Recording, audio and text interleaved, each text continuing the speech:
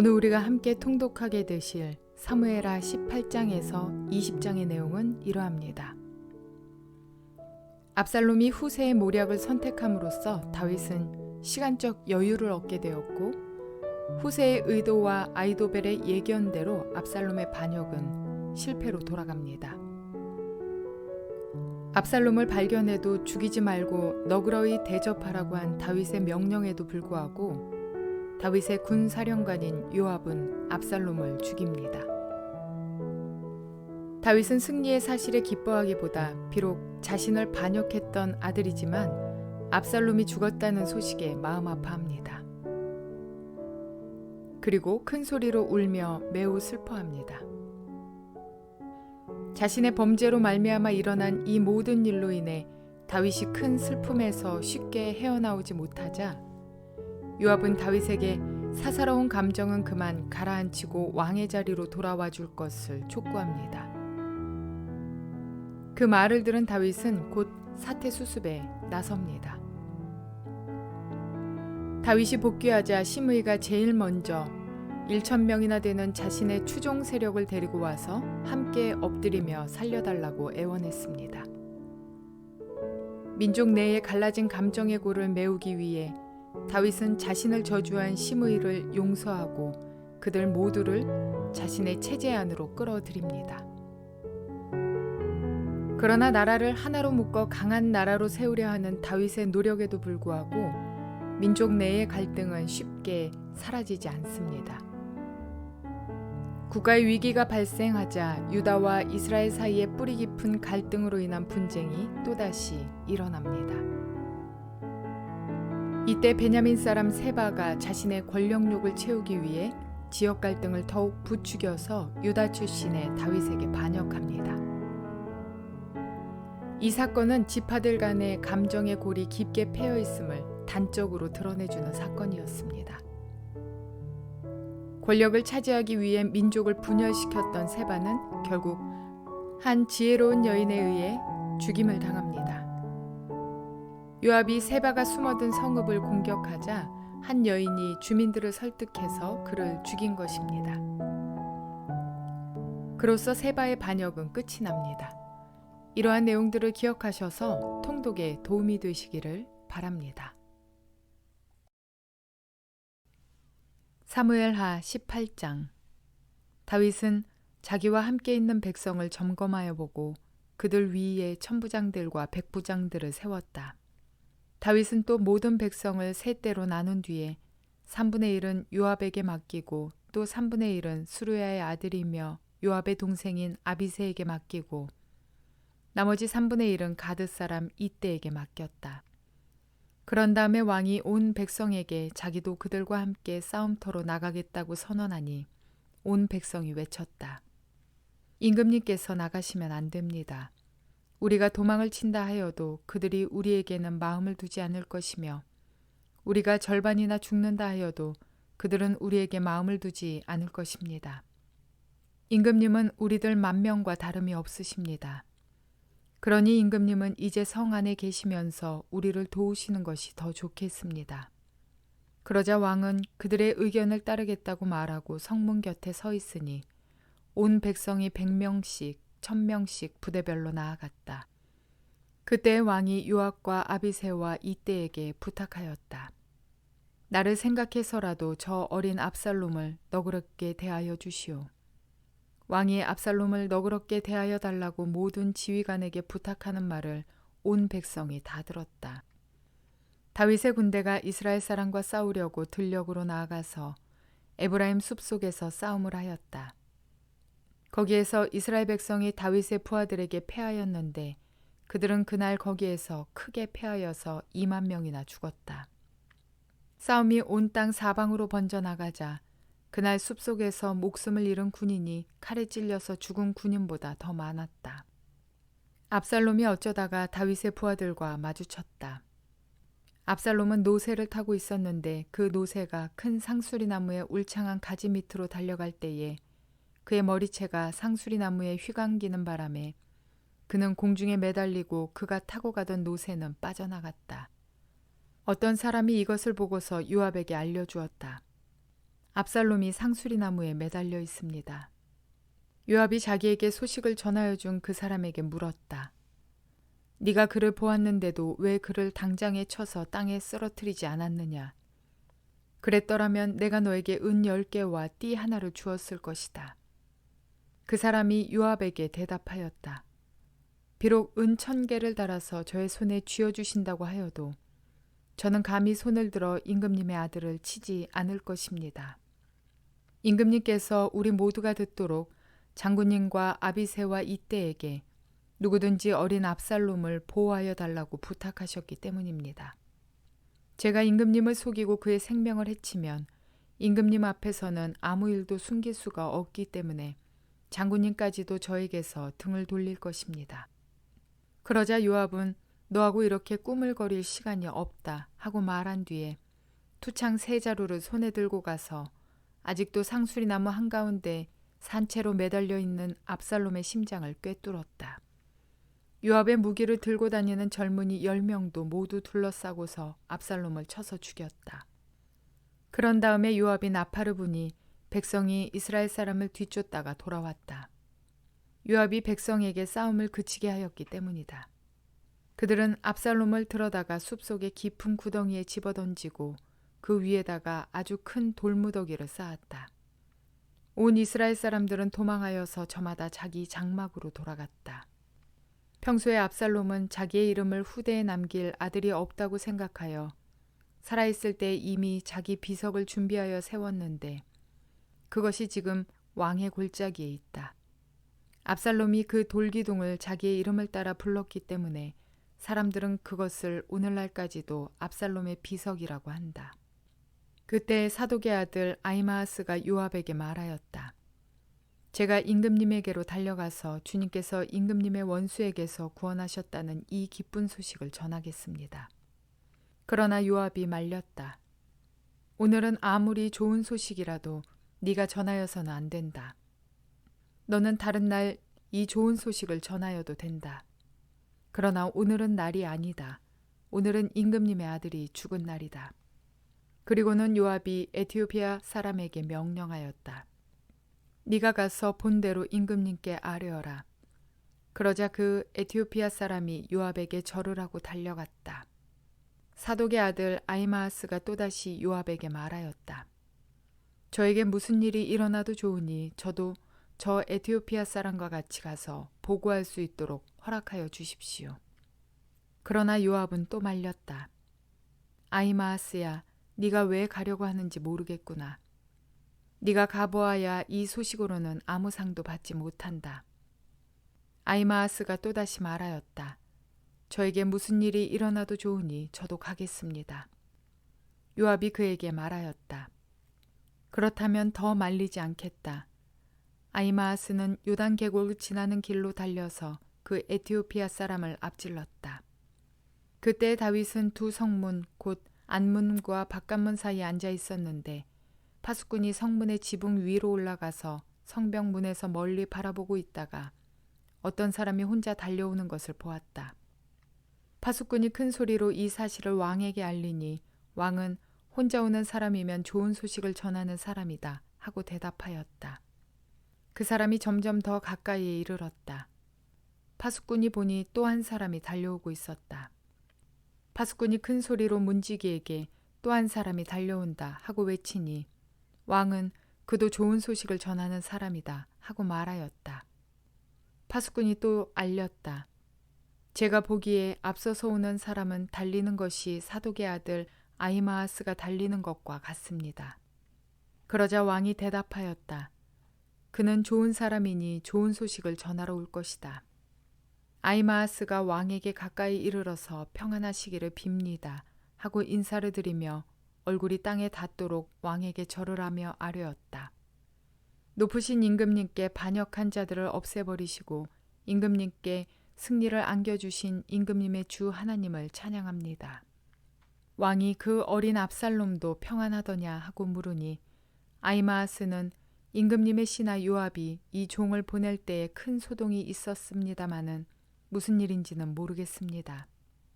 왕이 물러나서 곁에 서 있으라 하고 말하니 그는 곁으로 물러나서 서 있었다. 바로 그때 그 에티오피아 사람이 들어왔다. 에티오피아 사람이 왕에게 아뢰었다. 높으신 임금님께 기쁜 소식을 가져왔습니다. 주님께서 오늘 임금님께 반역한 자들을 없애버리시고 임금님께 승리를 안겨주셨습니다. 왕이 에티오피아 사람에게 물었다. 그 어린 압살롬이 평안하더냐? 에티오피아 사람이 대답하였다. 높으신 임금님의 원수들을 비롯하여 임금님께 반역한 자들이 모조리 그 젊은이와 같이 되기를 바랍니다. 왕은 이 말을 듣고 마음이 찢어질 듯이 아파서 성문 위의 다락방으로 올라가서 울었다.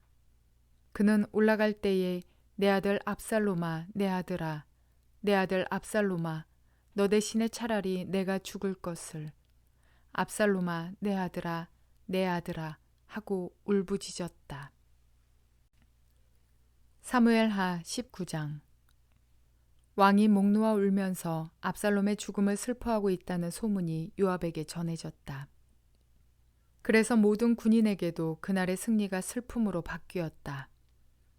왕이 자기의 아들 때문에 몹시 슬퍼한다는 소문이 그날 모든 군인에게 퍼졌기 때문이다. 그래서 그날 군인들은 마치 싸움터에서 도망쳐 나올 때 부끄러워서 빠져나가는 것처럼 슬며시 성 안으로 들어왔다. 그런데도 왕은 두 손으로 여전히 얼굴을 가린 채로 큰 소리로 내 아들 압살롬아, 내 아들아, 내 아들 압살롬아 하고 울부짖었다. 마침내 요압이 집으로 왕을 찾아가서 항의하였다. 임금님, 모든 부하가 오늘 임금님의 목숨을 건지고 임금님의 아들들과 딸들의 목숨을 건지고 모든 왕비의 목숨과 후궁들의 목숨까지 건져드렸습니다. 그런데 임금님께서는 오히려 오늘 부하들을 부끄럽게 만드셨습니다. 임금님께서는 어찌하여 임금님을 반역한 무리들은 사랑하시고 임금님께 충성을 바친 부하들은 미워하시는 겁니까? 우리 지휘관들이나 부하들은 임금님께는 있으나 마나한 사람들입니까? 임금님께서는 오늘 임금님의 본심을 드러내셨습니다. 차라리 오늘 압살롬이 살고 우리가 죽었더라면 임금님께서는 더 기뻐하셨을 것입니다. 그렇지 않으시다면 이제라도 일어나 밖으로 나가셔서 임금님의 부하들을 위로의 말로 격려해 주십시오.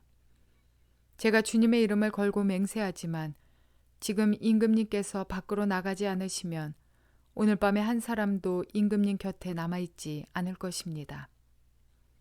그러면 임금님께서 젊은 시절부터 이제까지 당한 그 모든 환난보다도 더 무서운 환난을 당하실 것입니다.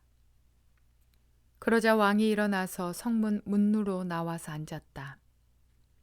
임금님께서 성문 문루에 앉아 계신다 하는 소식이 모든 부하에게 전해지니 모든 부하가 왕의 앞으로 나아왔다. 그 사이에 이스라엘 사람들은 모두 도망하여 저마다 자기 집으로 돌아갔다. 이스라엘 백성은 지파마다 서로 의논이 분분하였다. 다윗 왕은 우리를 원수들의 소나기에서 구해주었다. 블레셋 사람의 소나기에서도 우리를 건져주었다. 그러나 지금은 압살롬을 피해서 이 나라에서 떠나 있다. 우리가 기름을 부어서 왕으로 세운 압살롬은 싸움터에서 죽었다. 그러니 이제 우리가 다윗 왕을 다시 왕궁으로 모셔오는 일을 주저할 필요가 어디에 있는가? 온 이스라엘이 하는 말이 다윗 왕에게 전달되었다. 다윗 왕은 두 제사장 사독과 아비아달에게 사람을 보내서 이렇게 말하였다. 유다 장로들에게 나의 말을 전하여 주십시오. 어찌하여 왕을 다시 모셔오는 일에 맨 나중이 되려고 하는지 물어보시기 바랍니다. 그리고 아마사에게는 그가 나의 고륙지친이면서도 요압을 대신하여 군대 사령관이 되지 않는다면 하나님이 나에게 무슨 벌을 내리시더라도 내가 달게 받겠다고 하더라고 알려주십시오. 이렇게 다윗이 모든 유다 사람의 마음을 하나같이 자기 쪽으로 기울게 하니 그들이 왕에게 사람을 보내서 말하였다. 임금님께서는 부하들을 모두 거느리고 어서 빨리 돌아오시기를 바랍니다. 다윗 왕이 돌아오는 길에 요단 강가에 이르렀는데 유다 사람들이 왕을 맞이하여 요단강을 건너게 하려고 이미 길갈에 와 있었다. 바후림에 사는 베냐민 사람으로 게라의 아들인 시므이도 급히 와서 다윗 왕을 맞이하려고 모든 유다 사람들과 함께 내려왔다. 그는 베냐민 사람 1000명을 거느리고 사울 집안의 종 시바와 함께 왔는데 시바도 자기의 아들 15명과 자기의 종 20명을 다 데리고 나왔다. 이들은 요단강을 건너서 왕 앞으로 나아왔다. 그들은 왕의 가족이 강을 건너는 일을 도와서 왕의 환심을 사려고 나룻배로 건너갔다. 왕이 요단강을 건너려고 할 때 게라의 아들 시므이가 왕 앞에 엎드려서 말하였다. 임금님, 이 종의 허물을 마음에 두지 말아 주십시오. 높으신 임금님께서 예루살렘에서 떠나시던 날 제가 저지른 죄악을 임금님께서는 기억하시거나 마음에 품지 말아 주십시오. 바로 제가 죄를 지은 줄을 이 종이 잘 알고 있습니다. 그렇기 때문에 제가 오늘 요셉 지파의 모든 사람 가운데서 맨 먼저 높으신 임금님을 맞으러 내려왔습니다. 수르야의 아들 아비새가 그 말을 받아서 왕에게 말하였다. 주님께서 기름 부어 세우신 분을 시므이가 저주하였으니 그것만으로도 시므이는 죽어야 마땅한 줄 압니다. 그러나 다윗이 말하였다. 수르야의 아들들은 들어라. 나의 일에 왜 너희가 나서서 오늘 나의 대적이 되느냐. 내가 오늘에서야 온 이스라엘의 왕이 된 것 같은데 이런 날에 이스라엘에서 사람이 처형을 받아서야 되겠느냐. 왕이 시므에게 맹세하였다. 너는 처형을 당하지 않을 것이다. 그때 사울의 손자 무비보셋도 왕을 맞으러 내려왔다. 그는 왕이 떠나간 날부터 평안하게 다시 돌아오는 날까지 발도 씻지 않고 수염도 깎지 않고 옷도 빨아입지 않았다. 그가 예루살렘에서 와서 왕을 맞이하니 왕이 그에게 물었다. 무비보셋은 어찌하여 나와 함께 떠나지 않았느냐? 그가 대답하였다. 높으신 임금님, 저는 다리를 절기 때문에 나귀를 타고 임금님과 함께 떠나려고 제가 탈 나귀에 안장을 얹으라고 저의 종에게 일렀으나 종이 그만 저를 속였습니다. 그리고는 그가 임금님께 가서 이 종을 모함까지 하였습니다. 임금님은 하나님의 천사와 같으신 분이시니 임금님께서 좋게 여기시는 대로 처분하시기를 바랍니다. 제 아버지의 온 집안은 임금님에게 죽어도 마땅한 사람들 뿐인데 임금님께서는 이 종을 임금님의 상에서 먹는 사람들과 함께 먹도록 해주셨으니 이제 저에게 무슨 염치가 있다고 임금님께 무엇을 더 요구하겠습니까? 그러나 왕은 그에게 말하였다. 네가 어찌하여 그 이야기를 또 꺼내느냐? 나는 이렇게 결정하였다. 너는 시바와 밭을 나누어 가져라. 무비보셋이 왕에게 아뢰었다. 높으신 임금님께서 안전하게 왕궁으로 돌아오시게 되었는데 이제 그가 그 밭을 다 차지한들 어떻습니까?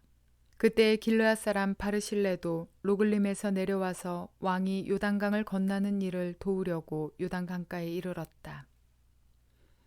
바르실레는 아주 늙은 사람으로 나이가 80살이나 되었다. 그는 큰 부자였으므로 왕이 마하나임에 머물러 있는 동안에 왕에게 음식을 공급하였다. 왕이 바르실레에게 말하였다. 노인께서는 나와 함께 건너가시지요.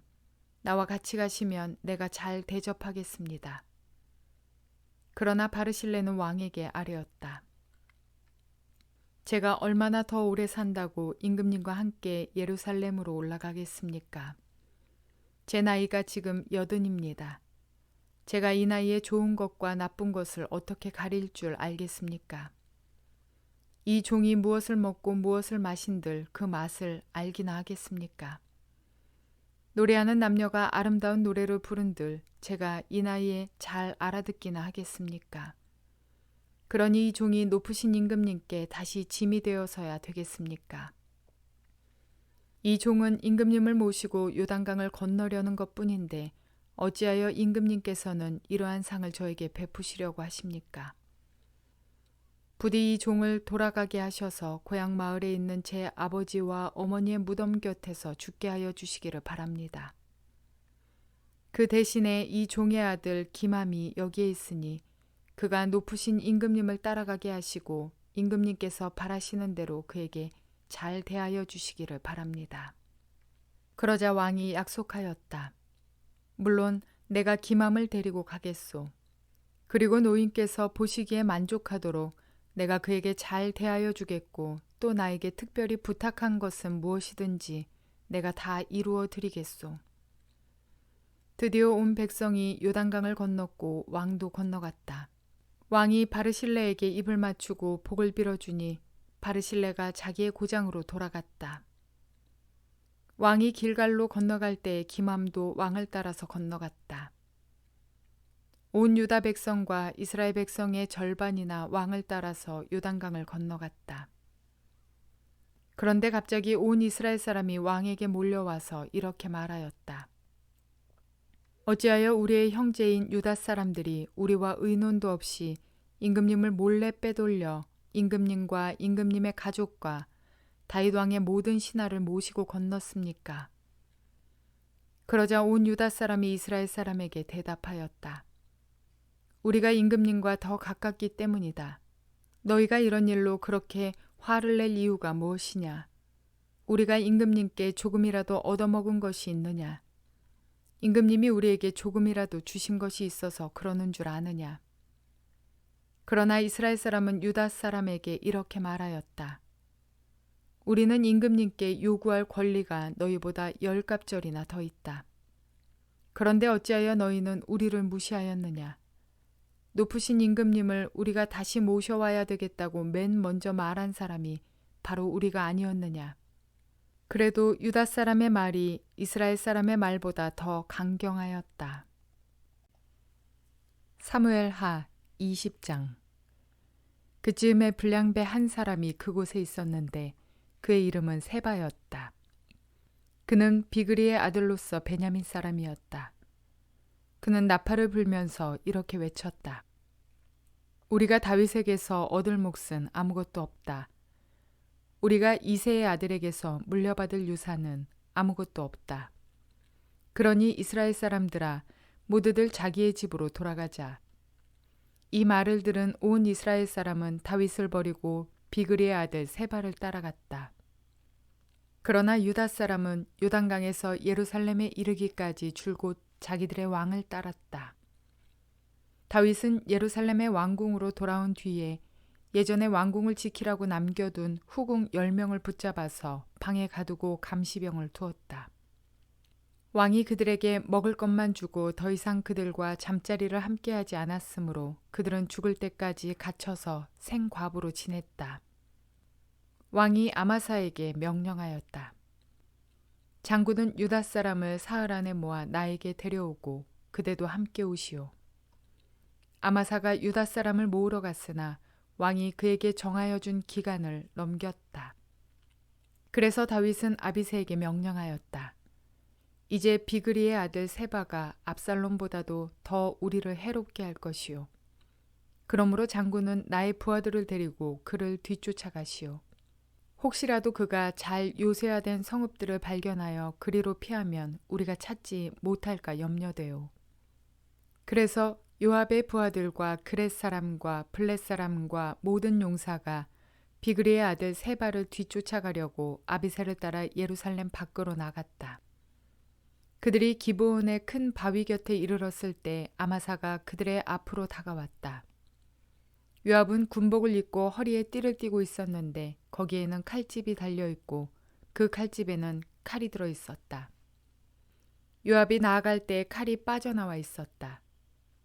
요압은 아마사에게 형님 평안하시오 하고 말하면서 오른손으로 아마사의 턱수염을 붙잡고 입을 맞추었다.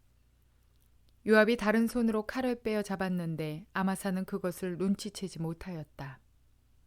요압이 그 칼로 아마사의 배를 찔러서 그의 창자가 땅바닥에 쏟아지게 하니 다시 찌를 필요도 없이 아마사가 죽었다. 그런 다음에 요압은 자기 동생 아비새와 함께 비그리의 아들 세바를 뒤쫓아갔다. 그때 요압의 부하 한 사람이 아마사의 주검 곁에 서서 외쳤다. 요압을 지지하는 사람과 다윗 쪽에 선 사람은 요압 장군을 따르시오.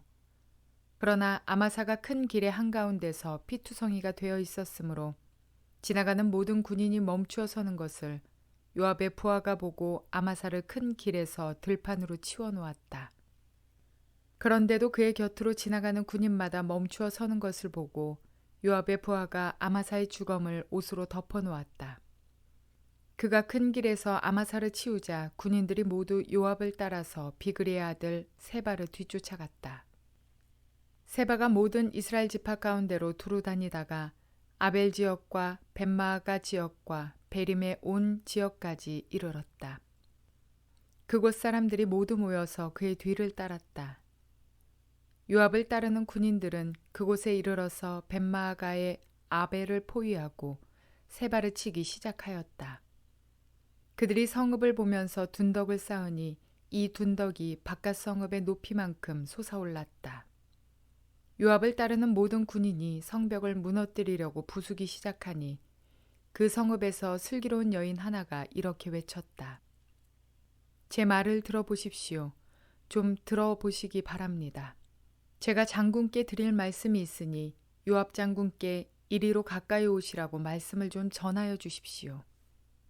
요압이 그 여인에게 가까이 가니 그 여인이 요압 장군이십니까? 하고 물었다. 요압이 그렇소 하고 대답하니 그 여인이 요압에게 이 여종의 말을 좀 들어보시기 바랍니다 하였다. 요압이 말하였다. 어서 말하여 보시오. 그 여인이 말하였다. 옛날 속담에도 물어볼 것이 있으면 아벨 지역에 가서 물어보아라 하였고 또 그렇게 해서 무슨 일이든지 해결하였습니다. 저는 이스라엘에서 평화롭고 충실하게 사는 사람들 가운데 하나입니다. 그런데 장군께서는 지금 이스라엘의 어머니와 같은 성읍을 하나 멸망시키려고 애쓰십니다. 왜 주님께서 주신 유산을 삼키려고 하십니까? 요압이 대답하였다. 나는 절대로 그러는 것이 아니요. 정말로 그렇지가 않소. 나는 삼키거나 멸망시키려는 것이 아니요. 그 일이 그런 것이 아니요. 사실은 에브라임 산간지방 출신인 비그리의 아들 세바라는 사람이 다윗 왕에게 반기를 들어서 반란을 일으켰소. 여러분이 그 사람만 내주면 내가 이 성읍에서 물러가겠소. 그 여인이 요압에게 말하였다. 그렇다면 그의 머리를 곧 성벽 너머로 장군께 던져드리겠소. 그런 다음에 그 여인이 온 주민에게 돌아가서 슬기로운 말로 설득시키니 그들이 비그리의 아들 세바의 머리를 잘라서 요압에게 던져주었다. 요압이 나팔을 부니 모든 군인이 그 성읍에서 떠나 저마다 자기 집으로 흩어져서 돌아갔다. 요압은 왕이 있는 예루살렘으로 돌아왔다.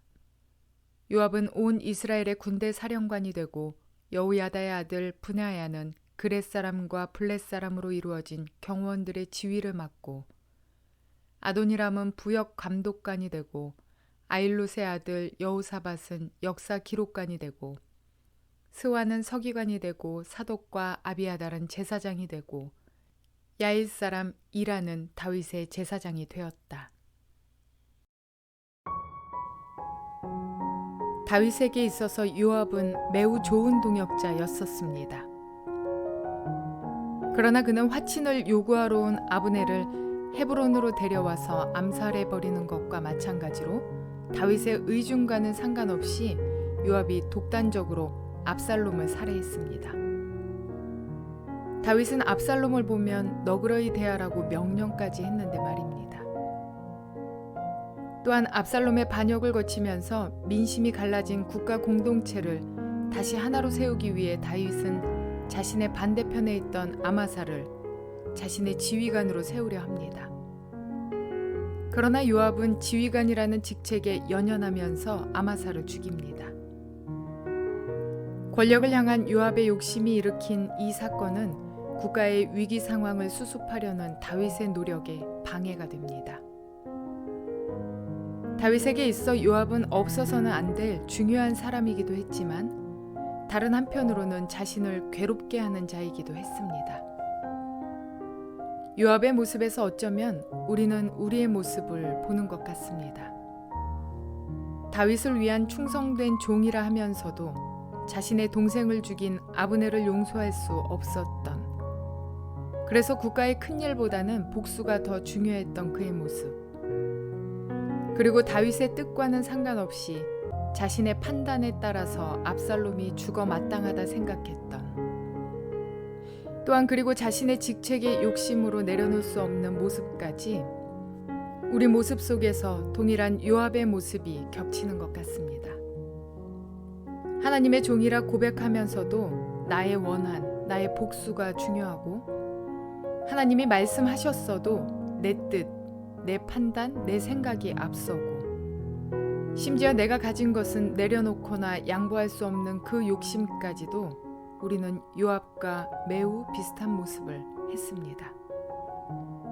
요압은 분명 다윗에게 필요한 사람이지만 동시에 다윗을 괴롭게 하는 자였다는 사실을 볼 때 우리는 요압과 같이 주님을 괴롭게 하는 자가 아니라 다윗과 같이 끝까지 용서하며 관용하며 베푸는 하나님의 뜻에 맞는 삶을 살아가야 할 것입니다. 요압이 아닌 다윗과 같은 삶을 살아내시는 저와 여러분 모두가 되시기를 주님의 이름으로 축원을 드립니다.